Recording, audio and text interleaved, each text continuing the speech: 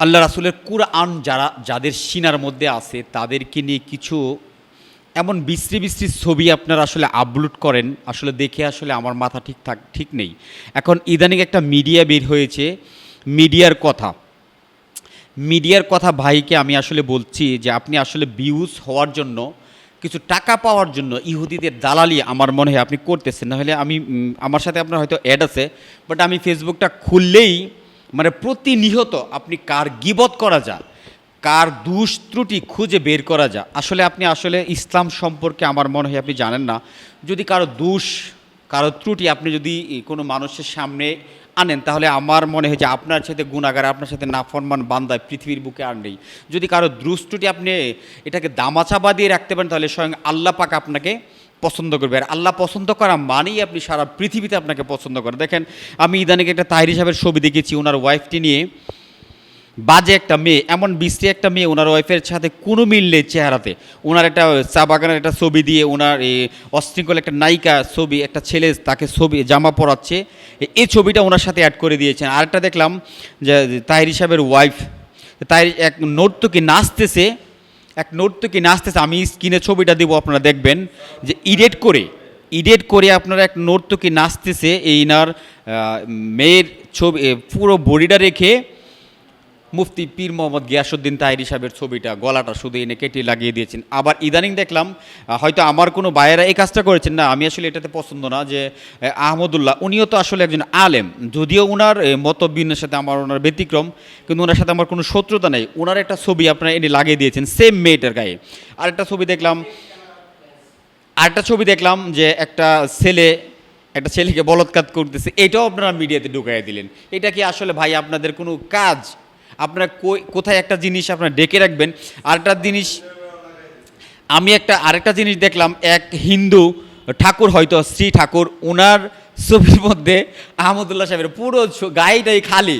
ওনার মধ্যে উনি একজন আলেম, যদিও উনি আমাদের আকীদার সাথে ভিন্ন, তবে উনি তো একজন আলেম।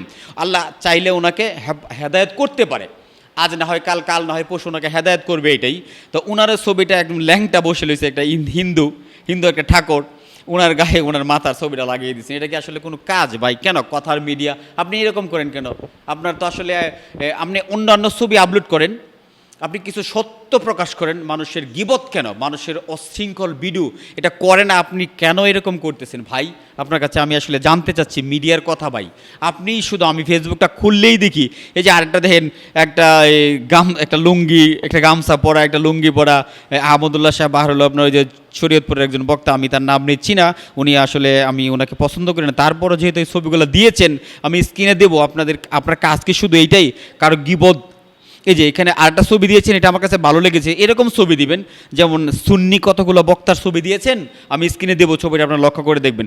সুন্নি 4টা বক্তার ছবি দিয়েছেন, মাশাআল্লাহ নুরানি চেহারা। আর ওহাবিদের 4টা ছবি দিয়েছেন, এক একটা চেহারা, আমি নাম নিচ্ছি না, মুচ্চার ভাই যেটা পালে মনে হয়, এটার কথা বললেই 40 দিন পর্যন্ত কাছে ফেরেশতা আসে না, মুখ নাপাক হয়ে যায়। সেম টু সেম তাদের মুখের মতো 4টা ওহাবি, মানে নাম্বার 1 বক্তা, তাদের কাছে আমি ছবিটা স্ক্রিনে দেবো, দেখবেন যে এই ছবিটা আসলে ভালো লেগেছে, যে আপনি সুন্নি ওহাবির মধ্যে একটা ফারাক তৈরি করেছেন। সেটার জন্য আপনাকে ধন্যবাদ মিডিয়ার কথা ভাই, এই কাজটা আপনি ভালো করেছেন। এরকম ভালো ভালো কাজ করবেন, তাহলে তো আপনি বাহাবা পাবেন, ধন্যবাদ পাবেন, মারহাবা পাবেন আমাদের মতো লোকদের, যে এই ছবিটা আমি দেবো, আপনারা দেখবেন স্ক্রিনে। আমি আরও কিছু ছবি আসলে দেখতেছি, যে দেখেন আহমদুল্লাহ সাহেবের একটা এই পার্কের মধ্যে একটা নর্তকী গোসল করতেছে, এই ছবিটাও আপনারা দিতে পেরেছেন। এটা কোনো কাজ ভাই? আসলে হাস্যকর কিছু ছবি আপনি কেন দেন ভাই? আপনি অন্য কিছু দিয়েও তো ভাইরাল হতে পারে না। আমার মনে হচ্ছে যে আপনার মিডিয়াটা অনেক অনেক ভারী, আপনার অনেক ফলোয়ার আছে, আপনার অনেক ভিউয়ার্স হয়। এই যে একটা ছবি দিয়েছেন, অর্ধেকটা গোসল করতেছে, অর্ধেকটা আহমদুল্লাহ সাহেবের ছবি নিয়ে গলা কেটে লেগে দিয়েছেন। না, এটা তো আসলে ভাই কোনো কাজ না, এটা কেন করবেন? এটা আসলে ছাড়াও তো আপনি ভাইরাল হতে পারেন।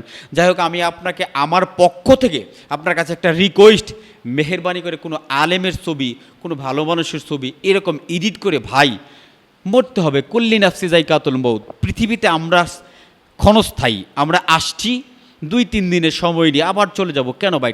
টাকা তো নড়িরাও কামাই করে, টাকা তো নর্তিকেরাও কামাই করে, টাকা তো সবাই বেশ্যারা কামাই করে।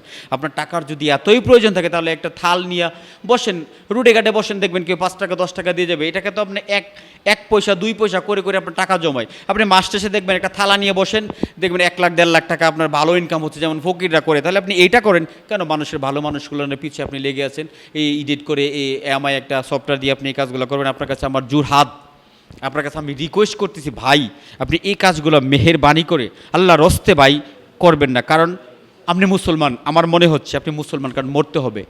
পৃথিবীর প্রত্যেকটা প্রাণী মৃত্যুর স্বাদ গ্রহণ করতে হবে। তখন আপনি কি করবেন? যখন আজরাইলের কাছে ধরা পড়ে যাবেন তখন আপনি কি করবেন? ভাই, আমার একটা গজল মনে হয়ে গেছে, আন্দারপুরের মানুষ আমি, আন্দার ঘরের বাসিন্দা, আন্দারপুরের মানুষ আমি, আন্দারপুরের বাসিন্দা।